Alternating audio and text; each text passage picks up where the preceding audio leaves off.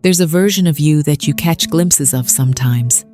The version that solves a problem effortlessly, remembers exactly what it needs to, stays focused for hours without fighting itself, and moves through the day with a kind of quiet clarity that feels almost effortless.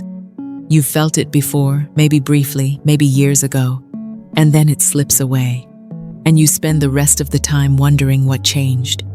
Most people assume that their brain is simply fixed, that some people are sharp and some people aren't, that focus is a personality trait, not something you can actually shape. But psychology suggests something far more interesting. Your brain isn't a finished thing. It is, in every meaningful sense, always becoming. The neuroscientists call it neuroplasticity. But before that word makes this feel like a science lecture, let's talk about what it actually means for you, sitting here, living your life. It means that the small, quiet things you do every single day are literally reshaping the architecture of your mind. Not dramatically, not all at once, but steadily, the way water reshapes stone one moment at a time, until one day the landscape looks entirely different. And the strange thing? The habits that move the needle most aren't the dramatic ones. They're not the ones that require a new identity or a 2-hour morning routine, or the kind of discipline that makes you feel exhausted just thinking about it. Research consistently shows that the most powerful changes in cognitive function come from the simplest, most overlooked behaviors, the ones people keep dismissing precisely because they don't feel important enough. Take sleep, for instance. Not just the act of closing your eyes, but what happens inside your mind when you do. While you sleep, your brain isn't resting. It's working in ways it literally cannot work while you're awake. It's consolidating memory, clearing metabolic waste through a system called the glymphatic system, and reinforcing the neural connections you formed during the day. When you cut that process short, when you tell yourself 5 hours is fine, that you'll catch up on the weekend, you're not just tired.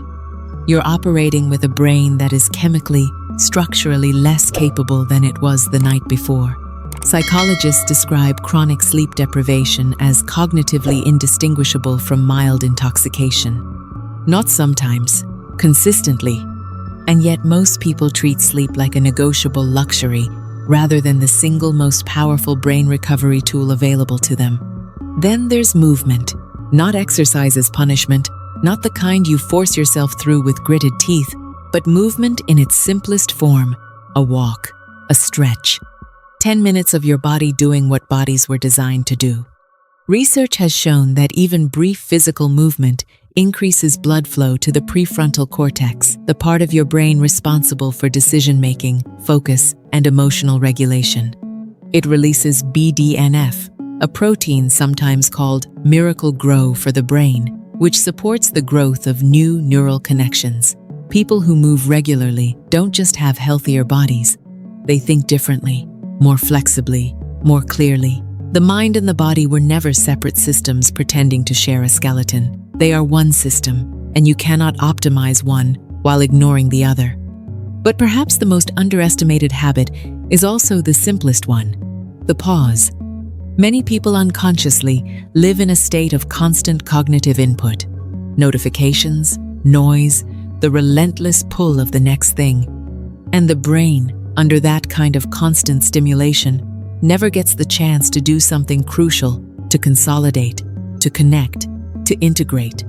Psychologists have found that some of the brain's most important work happens during what's called the default mode network, a state of quiet, unfocused rest where the mind wanders, makes unexpected connections, and produces the kind of insight you can't force when you're staring at a problem. Those flashes of clarity in the shower, the solution that comes to you while you're walking the dog, the idea that appears just before you fall asleep, those aren't accidents. That's your brain doing exactly what it needs to do when you finally stop flooding it with input. The habit of silence is not laziness. It is one of the most cognitively productive things a human being can practice. And then there is the quiet, persistent power of curiosity. The brain is not neutral about what it learns. It responds with measurable enthusiasm to novelty, to new information, new experiences, new patterns it hasn't encountered before. When you deliberately expose yourself to things that challenge your existing way of thinking, a book outside your usual genre, a documentary about something you know nothing about, a conversation with someone whose life looks nothing like yours, you're not just filling time, you're building cognitive reserve. You're creating more pathways, more flexibility, more resilience in the very structure of your thinking. People who stay mentally sharp as they age almost universally share this one trait. They never stopped being genuinely curious. What makes all of this so quietly profound is that none of these habits require you to be a different person. They don't ask for perfect discipline or unlimited time or the kind of willpower that only exists in theory. They ask for something smaller, a little more sleep, a short walk, a moment of stillness, a question you hadn't thought to ask before, because the brain you want, the one that's clear and capable and present and awake, isn't hiding on the other side of some massive transformation. It's being built right now by the smallest choices you make before noon tomorrow morning. And maybe that's the most important thing to understand. You are not behind. You are not broken. You are not someone who missed their window. The brain is always listening to the life you're living. It is always, in its quiet biological way, responding. The only question is what you want to teach it next. If this kind of insight speaks to something in you, the kind of psychology that makes you see yourself and your mind a little more clearly, then subscribe. There's so much more of this to explore together.